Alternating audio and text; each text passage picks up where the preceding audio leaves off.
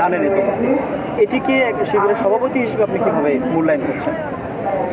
দেখুন, ইতিহাস তো একটি হয়, সত্য ইতিহাস। এখন এক এক সময় এক এক ধরনের ইতিহাসের বয়ান, এটা আসলে আমাদের কাম্য না। আমরা অতীতে দেখেছিলাম যে ৭১ বা বাংলাদেশের ইতিপূর্বে যতগুলো বড় আন্দোলন হয়েছে সেখানে ইতিহাস বিকৃতির একটি প্রবণতা সবার মাঝে লক্ষ্য করা গিয়েছে। তো আমরা আশা করব কারো মাঝে এই ২৪ নিয়ে ধরনের প্রবণতা তৈরি হবে না, আমরা সেটাই প্রত্যাশা করি। আর আন্দোলনের অবদান ক্ষেত্রে আমরা শুরু থেকে বলে আসছি যে আন্দোলনটা আসলে সবার আন্দোলন ছিল, বিশেষ করে যারাই ফ্যাসিবাদের বিরুদ্ধে অবস্থান ছিল সকলের সম্মিলিত একটা প্রয়াস ছিল। এখানে কোনো একক ব্যক্তি অথবা একক দল, একক গোষ্ঠী, একক আদর্শের মাধ্যমে বিপ্লব হয়েছে এটা আমরা কখনোই মনে করি না।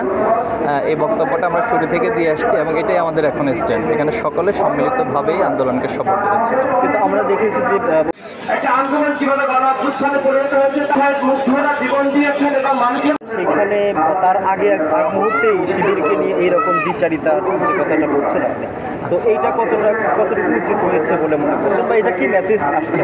আচ্ছা, নতুন ছাত্র সংগঠন বাংলাদেশে সবারই নাগরিক অধিকার রয়েছে, সাংবিধানিক অধিকার রয়েছে। যে কেউ চাইলেই দল গঠন বা তার দল পরিচালনার তার সাংবিধানিক অধিকার রয়েছে। তো সে জায়গা থেকে আমরা সবাইকে আহ্বান করব যে সবাই নিজের জায়গা থেকে দেশের জন্য, দেশের মানুষের জন্য এবং জুলাই বিপ্লবের স্পিরিটকে ধারণ করে কাজ করবে, এটাই আমাদের প্রত্যাশা।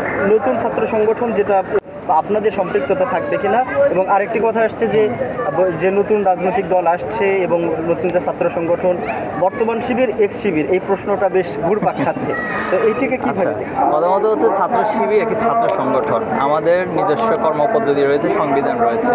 সেখানে শিবিরের সাথে সম্পৃক্ততা থেকে শুরু করে তার ছাত্র জীবন প্রক্রিয়া কীভাবে শেষ হয়, সমাপ্ত হয়, সে বিষয়গুলো বলা হয়েছে। মূলত ছাত্র শিবির থেকে কেউ বিদায় নেওয়ার পর, তার ছাত্র জীবন শেষ হওয়ার পর তিনি ভাতৃ শিবিরে যুক্ত হন। তো ভাতৃ শিবিরটা হচ্ছে সবাইকে আমরা সেখানে ভাতৃ শিবিরে একটা বন্ধন, ভালোবাসা, সেটা অটুট থাকবে। কিন্তু ছাত্রজীবন শেষ করার পর ওনার পলিটিক্যাল ভিউটা কি হবে, এরপরে উনি পলিটিক্যালি কোন দলে যুক্ত হবেন কি হবেন না, এটা নিয়ে শিবিরের পক্ষ থেকে কোনো বাধ্যবাধকতা নেই। তো সবাই যার যার আদর্শের জায়গা থেকে, বিশেষ করে শিবির যে আদর্শকে লালন করে, সেই আদর্শের সাথে যে পলিটিক্যাল পার্টির ভিউটা ম্যাচ করে, সাধারণত সেখানেই তারা অবদান রেখে থাকে। এজন্য আমি মনে করি যে নতুন যে দল আসবে আপনি বলছেন, বা সে জায়গা থেকে আমরা সবার সাথেই কাজ করতে প্রস্তুত আছি। তবে সেটা অবশ্যই দেশের স্বার্থে এবং ইসলাম বিরোধী কোনো তৎপরতা, যেটা অতীতে আমরা দেখেছি, ইসলামী মূল্যবোধের বাহিরে গিয়ে অবস্থান করা অথবা ইসলামের বিরুদ্ধে অবস্থান নেওয়া, দেশের স্বার্থের বিরুদ্ধে অবস্থান নেওয়া, আমি করি যারাই এগুলো করবে না এবং দেশের স্বার্থে কাজ করবে তাদের সবার সাথে আমরা ঐক্যবদ্ধভাবে সহযোগিতার মধ্যে কাজ করতে প্রস্তুত আছি।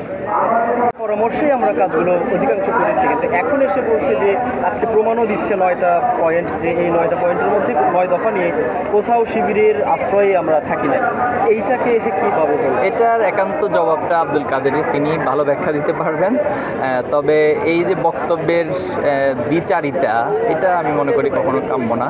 তো আমি তো বলেছি অবদানটা শিবিরকে দিতে হবে এমন কোনো বিষয় নেই, বাট সকলের অংশগ্রহণ ছিল। আমরা চাই যে সেই স্পিরিট, ঐক্যবদ্ধ স্পিরিটটা টিকে থাকুক এবং তার মধ্য দিয়ে আগামী সুন্দর একটি বাংলাদেশ গড়ে উঠুক এবং সবাই যার যার জায়গা থেকে এগুলোকে প্রায়োরিটি দেওয়া দরকার। দেখুন, বাংলাদেশে এখন অনেক সমস্যা বিদ্যমান রয়েছে।